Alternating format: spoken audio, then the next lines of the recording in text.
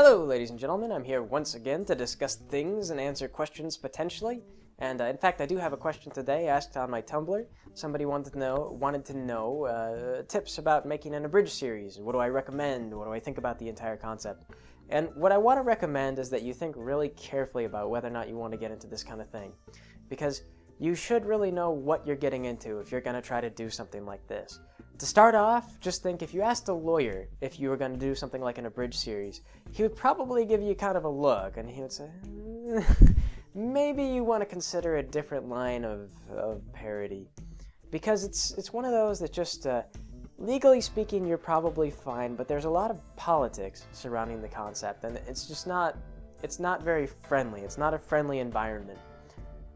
I mean, you have to think that there's a lot of ways that you could get in trouble, and if a company doesn't like that you're doing it, you could be attacked. There's so many different ways that you could be attacked. It's really difficult to get your voice out there. One of the biggest ways is with the Dmca laws. The Dmca allows a company to take down your website or your videos or just anything that they don't like, if there's even a trace of their IP present, or if they can even make the vaguest argument that maybe your IP is involved. There have been lawsuits stating that they can't issue a Dmca claim if there is a reasonable doubt that maybe your work is fair use. But in practice, it's really not the case. They honestly, the Dmca gets abused a lot, and it's been through a lot of controversy because it's such an abusable law. There are a ton of attack powers granted by the Dmca. Companies can destroy websites with it, but there's really not a lot of defense powers.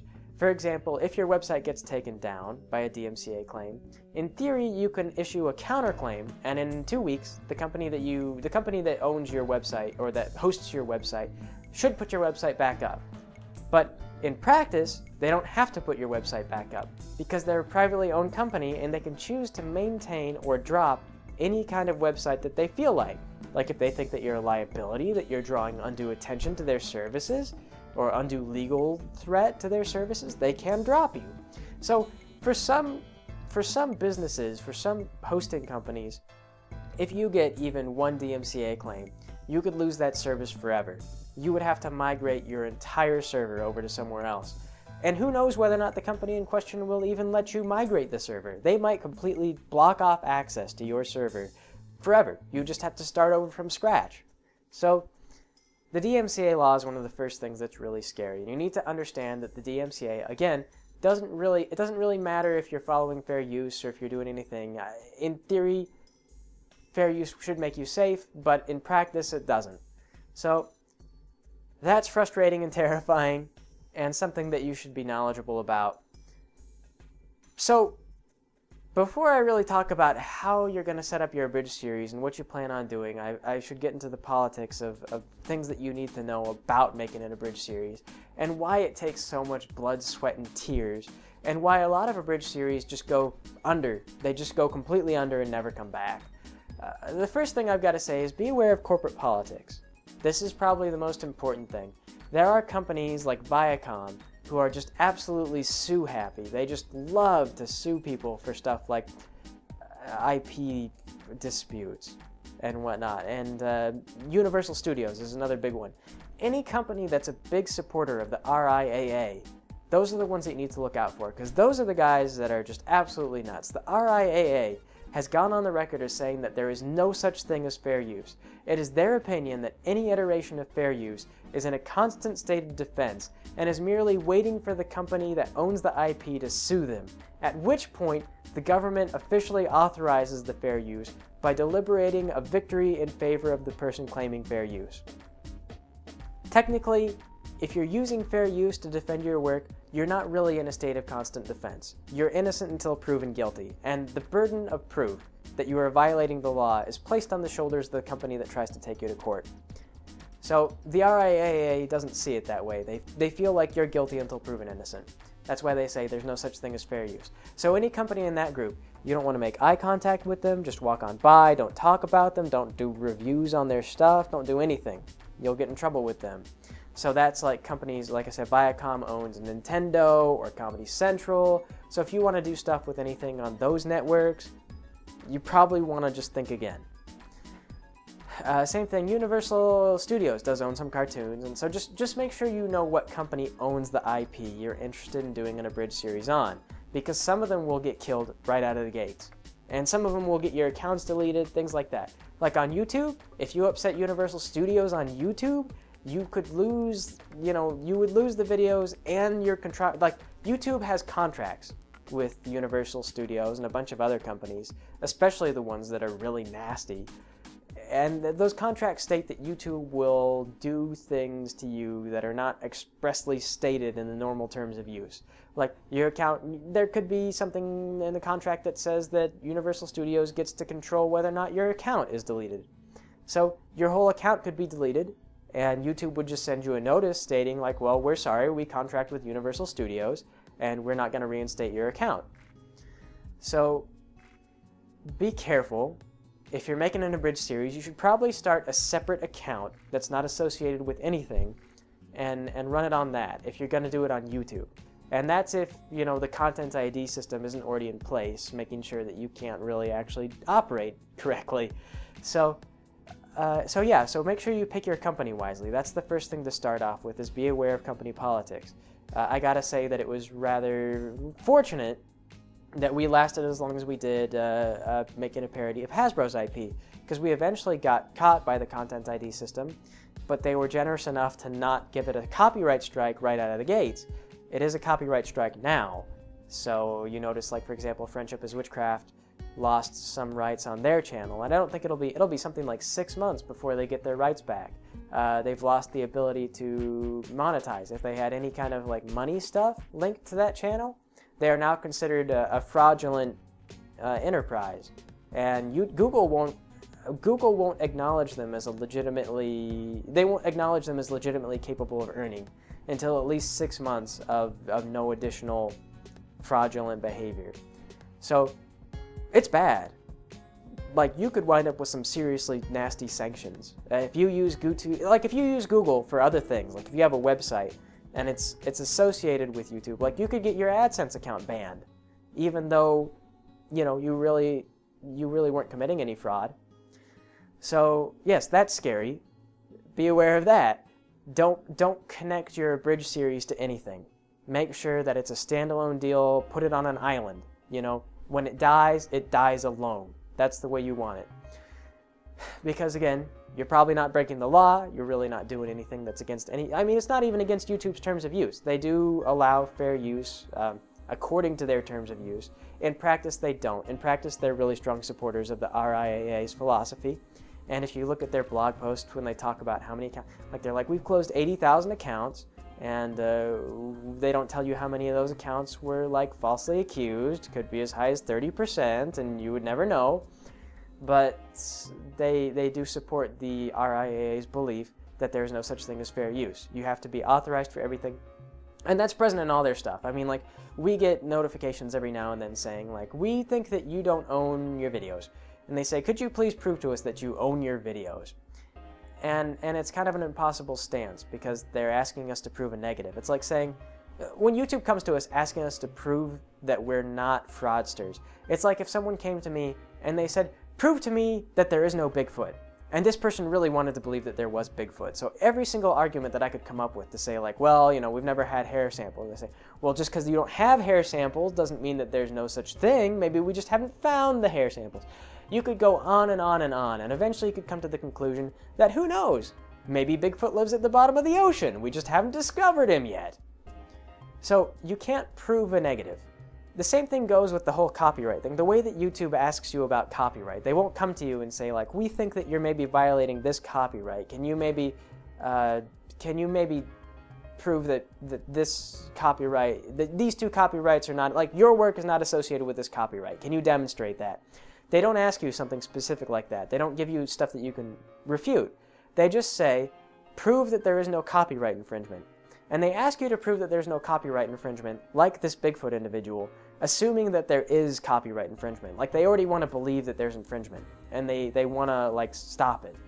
So you could go around and you could say like, well, we posted the video here, and eventually you eventually get down to the same point, like, well, how do we know that Bigfoot doesn't live at the bottom of the ocean, and that he didn't make this video, and that you stole it from him, and that he can't get internet at the bottom of the ocean, so there's no way for him to know that you stole it. So, you see how the system gets a little bit silly when it comes to this kind of thing. You may have a fair argument in court, but in court, the company that wants to sue you will have to produce evidence proving that you are infringing on their rights. And then you might be able to argue with that evidence and say like, here's the reasons I believe that this is false. So on YouTube, you don't get that chance. On Blip, we didn't get that chance. On most video websites, you will not get the chance to actually refute any kind of hard accusation. Most of the time, you'll just be trying to prove a negative. And fundamentally, logically speaking, it's an impossible task. You cannot do it if they allow you to prove the negative. It's just because they allowed you to prove the negative. So it's backwards and strange. So that's good to know before you get into the whole abridged thing, is that you'll be facing that constantly. You'll constantly be trying to prove negatives, and you will constantly be finding it fundamentally impossible. So, yes, a little bit of copyright politics. It's also important to know what exactly is and is not fair use. You don't want to just do an abridged series where the characters are doing nothing but spouting memes that are like unrelated to the video, unrelated to the thing that you're doing a parody of. In that case, you're probably not really doing a fair use. In that case, you're probably just spouting memes, which would get you in trouble. So don't do that. It's not a good idea. But anyway, though, if you know what you're getting into legally, and if you know that the company has decent politics about it, you also probably want to contact the company and see if you can get just permission to make fun of them. Like, just send them an email and say, like, I'm going to make fun of you. Is that okay? And if they get back to you and they say, yeah, we don't care if you make fun of us, then you could probably post and you could go somewhere. Like, Blip told us to get permission from Hasbro, and I got in a long discussion with them about the spirit of copyright and why it was bad. And like I was trying to tell them, I said, there's no way that Hasbro is going to give us a license to make fun of their products, because we portray these children characters in like an adult light. We do this for reasons like we're trying to. People call it a crap saccharine world parody, where it's like the whole world is kind of like saccharine. You know, it's all artificially sweetened. It's like they kind of have the blinders on towards just things that would be fundamentally flawed in any kind of government set up the way that they portrayed, because it's all very romantic in nature, My Little Ponies, and so we kind of criticize that implicitly, and it's not negative criticism. It's a parody. It's fun, and we have a good time with it. But that's the implicit criticism that we most commonly go for. And but I said, like, you know, like they're going for the romance thing. It's for kids. You know, they want the romance. That's really, it works for them. Like we're critical of it, but there are reasons why they use it, and there are reasons why they wouldn't want to change it. Sometimes, you know, maybe they could portray a different message or a better message, or we're maybe trying to highlight something. We have different things that we're trying to say with our parody series, but we basically, like, we say it to adults. And the way that we say our message is not always something that Hasbro would want to associate with their children's product. So I was trying to explain to this Blip guy the concept, like, trying to get us to get in bed with Hasbro, trying to get Hasbro in bed with us, was neither beneficial to us or Hasbro. It would have been damaging to both parties, because if we got a license from Hasbro, then maybe we would have had to go along with, you know, the image that they wanted to maintain, in which case we couldn't say what we want to say. And if Hasbro got in bed with us, and for whatever reason went along with us, which they never would, because it's not good for them, because then we besmirch the product, and that's not good either. So I was just trying to explain to him that his request was fundamentally damaging to both parties, and that's why the fair use laws exist. It's so that we can make our message and our criticism without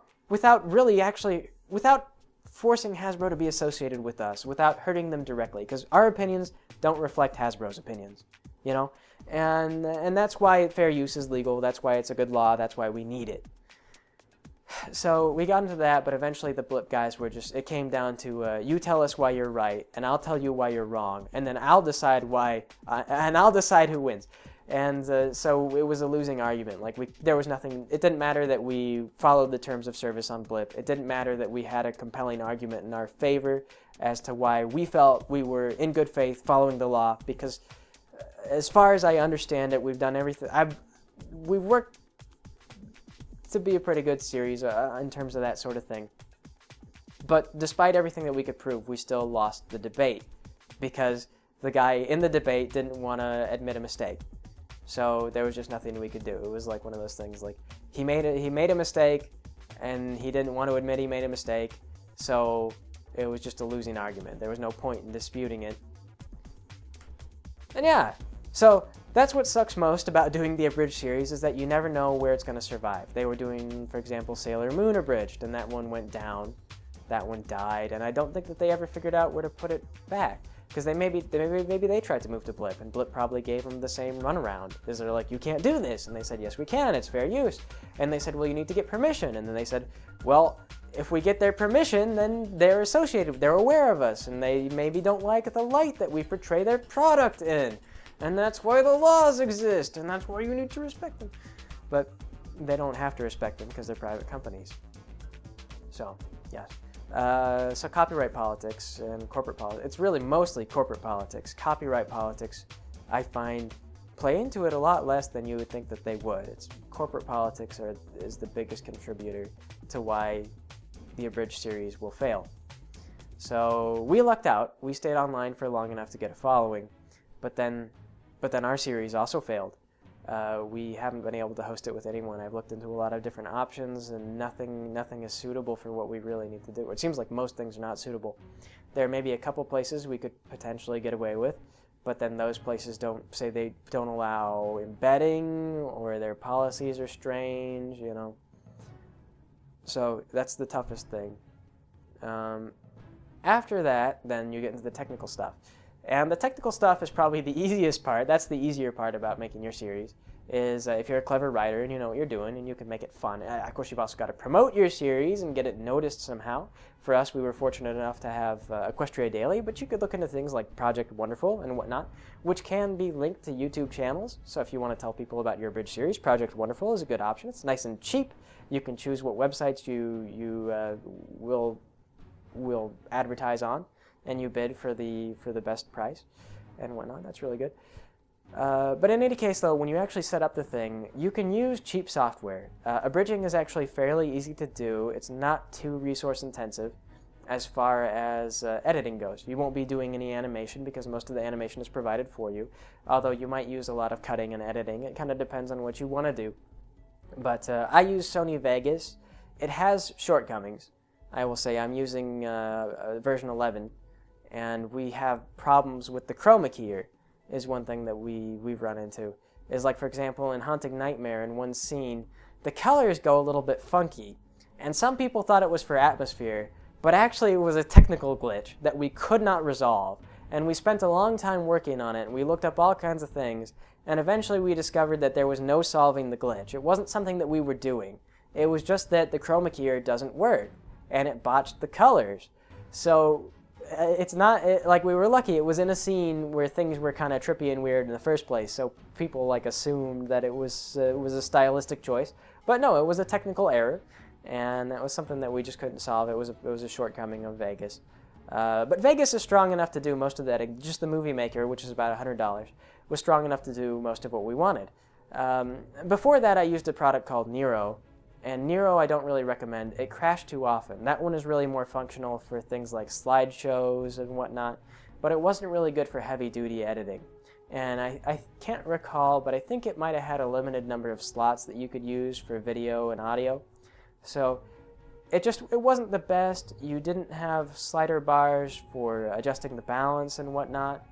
And that's the other thing, actually, too. If you're going to get really serious about it, you want to buy good equipment.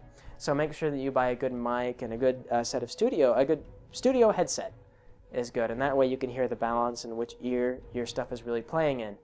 If you find that the words, that the actual dialogue is in the left ear, you want to move it. You want to rebalance it, actually. Put it a little bit in the right ear.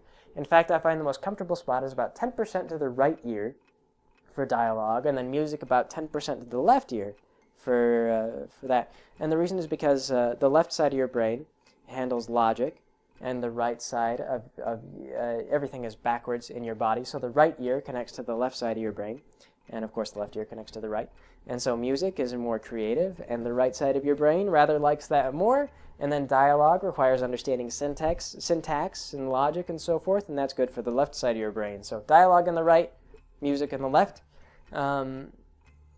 What should I say? A good mic is good. I use a Samsung Meteor, and it's not bad. It's a good mic. But I've also got, oh, not in here. I think I moved it out. I've got another one. I can't recall what brand it is, but I've got another one that I picked up from a music store, and we use that one as a boom mic. And that one is, they function a little bit differently. They have different gain, and we use Audacity for most of our recording. So Audacity is nice. It's free. You can go and download that one, and that's really good. When you do your audio, you also want to do a lot of audio cleaning. They have a noise removal function in Audacity, which is just beautiful. Make sure you just get a nice snip of a quiet time, so that you can. What it is, you go into noise removal and you select like your static. Like it'll just be quiet and you can hear the static. It'll be like your air conditioner maybe is running. So you select that and you tell it get noise profile, and then you select away, and then you tell it remove noise, and it'll remove all the static. And then it'll sound nice and clean, beautiful. It'll be great. So that's a good way to get some good audio. Just a couple tips on that.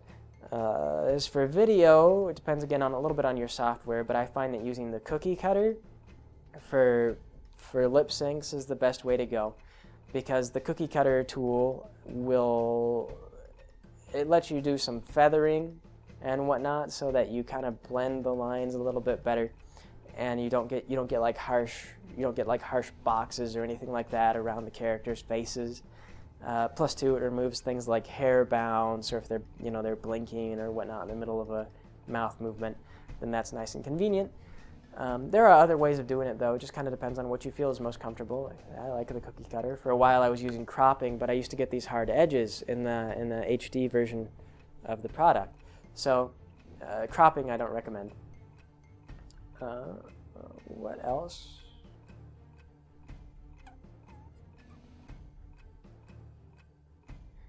I know I had some other good tips. I just can't recall what they were. Things like music. Yes, music. I use Sony Acid to produce a lot of the music. It's a mixing program. And if you know where to look, I go to places like Looperman is a good place for free loops. You find a lot of guys who just kind of like freelance, post stuff for you to mix. And some of those guys are really good. Other places you can go, like I sometimes purchase loops directly from professional producers or professional musicians, and they put together things specifically for mixing.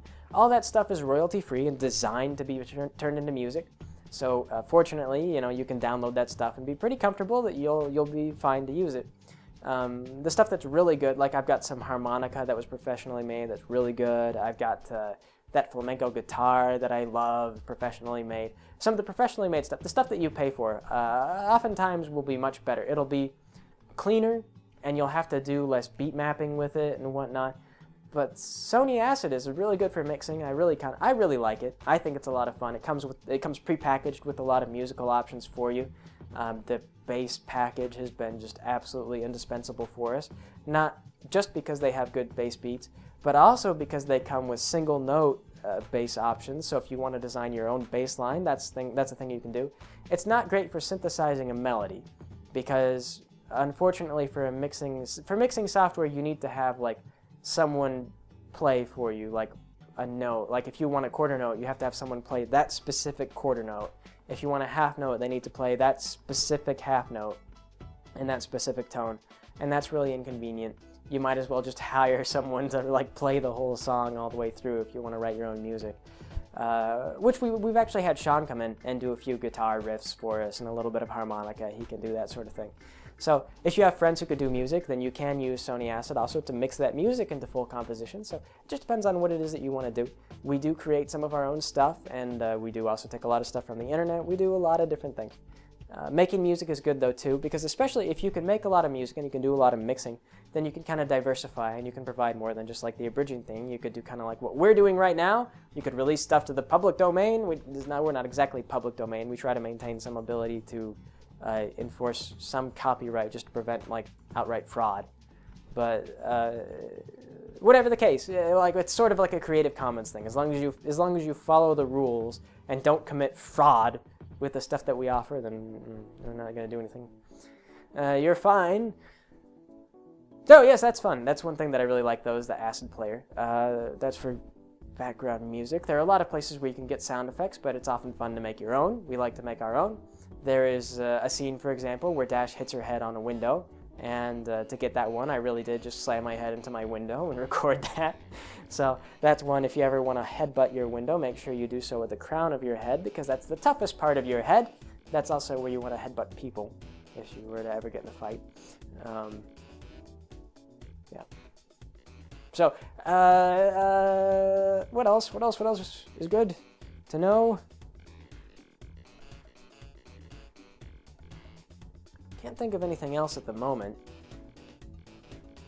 But yeah, but the main thing is really just the politics. That's the thing that gets you. Because over time, oh yeah, pacing. I would say pacing. Everyone has problems with pacing when they first start their Abridged series. I noticed this with everybody. We were probably a little bit too fast starting out. The characters just rattled. I just rattled off the lines as quick as I could. And then, but you notice like in Yu-Gi-Oh! Abridged by Little Karibo, his pacing was a little bit slow to start with. I can't recall what Team 4-Star was like, but they had a prior experience with Outlaw Star Abridged, I think. And so I think their pacing was pretty good starting off on Dragon Ball Z, but I don't know what it was like on Outlaw Star, so if you got prior experience, and that's always good. Friendship is Witchcraft. They still kind of have slow pacing, even on their latest works. They haven't really got into a good flow. What else can I think of? I believe that most people have the problem with slow pacing, is the dialogue doesn't sound completely natural. And I think that might be the tendency, because if you have slow pacing, then it stretches out the length of your episode and it looks better. But when you have good pacing, it's just more fun to listen to. It's really better for your viewers. So don't make the pacing, make it nice and snappy and fun to listen to, because otherwise people won't really want to watch it quite as much. And you'll just defeat yourself. Even though it looks better to you, because you've got a longer, like it looks like a larger product, you'd be better off having a small product that's fun to watch than you would be with a long product that's kind of sucky, because no one wants to sit through a longer product that isn't very fun. So, yeah, so do be aware of your pacing. Make sure that it sounds like a natural conversation, like people are actually having a discussion or what have you. So, yeah, pacing is good. And aside from that, like I say, the most frustrating thing about doing an Abridged series is always the politics. The corporate politics is the worst part. I don't even know what to recommend if you guys want to host one of those things. If it's on YouTube's Content ID, it's up for grabs. Like, maybe the company in question will let you get away with it.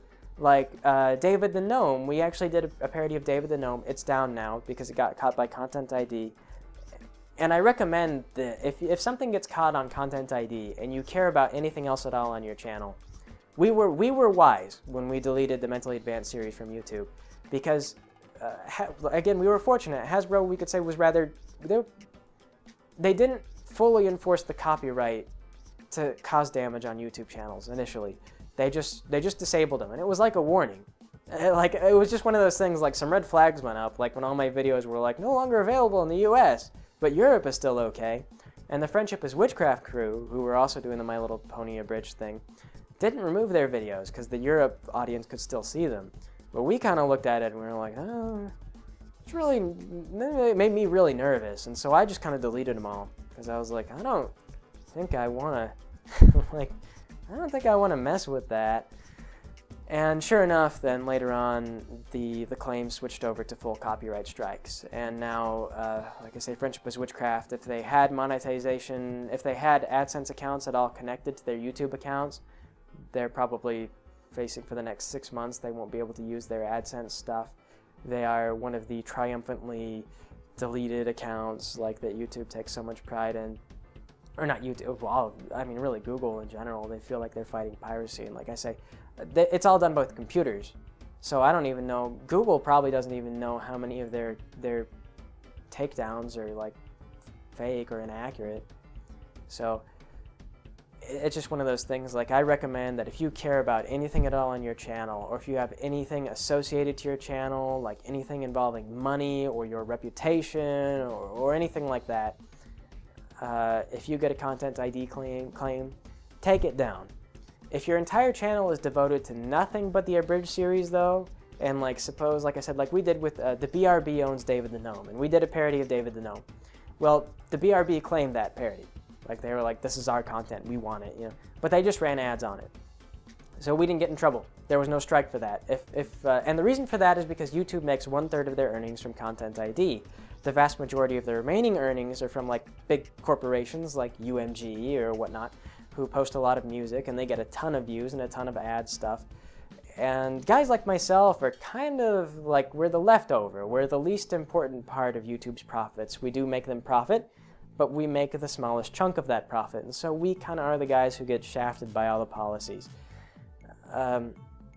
So the Content ID thing, YouTube rather likes the Content ID. If the BRB, like if you wanted to make fun of the David the Gnome and the BRB claimed your video, then you could continue to run it just as long as they didn't suddenly change policy. But if they do suddenly change policy, do be aware that you could be unfairly punished, and it's just a risk that you have to understand that's there. So you could potentially get away with it on YouTube and you wouldn't get any kind of copyright strike. Like I say, you just have to understand the corporate politics and know what's going on with that whole thing. Don't take risks that you don't think would be good. Look around. Have a look, see, like for example, you'll notice that if you wanted to do a parody of Dora the Explorer, you'll notice that there is no Dora the Explorer on YouTube. You can't find it. It's because Viacom owns Dora the Explorer. So some companies, very dangerous, some companies not so much. BRB never gave us problems. I was surprised actually, Time Warner, we did a parody of Harry Potter, and that one got snagged by Content ID. We didn't get any trouble for that one either. We got, that one was just monetized and they gave the money, I think it was Time Warner. I can't remember who that was. But they just gave money to Time Warner and we weren't producing income from it anyway. As it is, you do actually have rights, if you're confused, you do have rights to earn income from parodies. That's totally legit. But you don't have rights to earn money from parodies on YouTube if the parodies are claimed by Content ID because they're a private company, and that's how it works. So, yes, again, it's strange. The law, YouTube law is different from US law. They have their own private legal system. So, yeah, you could get away with abridging, but you've got to do a lot of research. You've got to be careful. You've got to know that there are rules that you have to follow that aren't written down, and you're gonna have to do a lot of digging to figure out what those rules are. So, yeah, it's a difficult world. It's a really difficult world to break into. But if it's something you really feel like you want to do, if you just really want to say some things about this video, then by all means give it a shot. Just understand that it's tough, and you could lose all your work. You could devote months, years, who knows how long, into a product, and it could go down, and maybe you never get it back up again. So that's a risk that you have to take with this kind of thing. But anyway, though, I think that's all I can really tell you about it. And so in that case, you guys, you have a nice day until I see you again.